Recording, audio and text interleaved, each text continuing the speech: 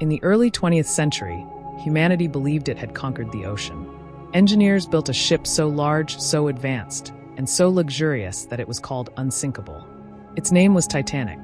But on a cold night in April 1912, science, pride, and human error collided in the middle of the Atlantic Ocean, and the greatest ship of its time disappeared beneath the waves. This is the true scientific story of why the Titanic failed.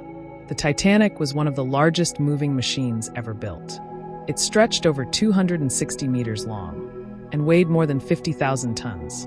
To protect the ship from sinking, engineers designed 16 watertight compartments. The idea was simple. If one part of the ship flooded, the rest would remain safe.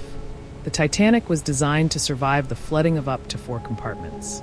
This innovation gave people a dangerous sense of confidence. Many believed the Titanic could not sink. But engineering brilliance often hides unseen weaknesses. The first weakness was in the design of the watertight compartments. The compartment walls did not reach the top of the ship. When water entered too many compartments, it spilled over from one section to another, like water pouring from one cup into the next. The second weakness was in the materials used to build the ship. In freezing temperatures, the steel of the Titanic became brittle. Instead of bending under pressure, it cracked. Thousands of rivets held the ship together, but many of them were made from low-quality iron. When the iceberg struck, some rivets failed, opening long gaps in the ship's hull. The third weakness was human error. Despite multiple iceberg warnings, the Titanic continued at high speed. The lookouts had no binoculars. By the time the iceberg was seen, it was already too late. When the Titanic collided with the iceberg, 6 watertight compartments were damaged. But the ship was designed to survive only 4.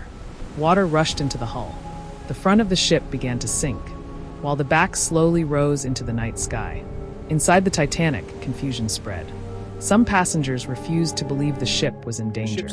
Others sensed that something was terribly wrong. The Titanic carried lifeboats for only about half of the people on board. Why? Because designers believed lifeboats were unnecessary on an unsinkable ship. As the ship tilted further, families were separated. Lifeboats left half empty, and the orchestra continued to play.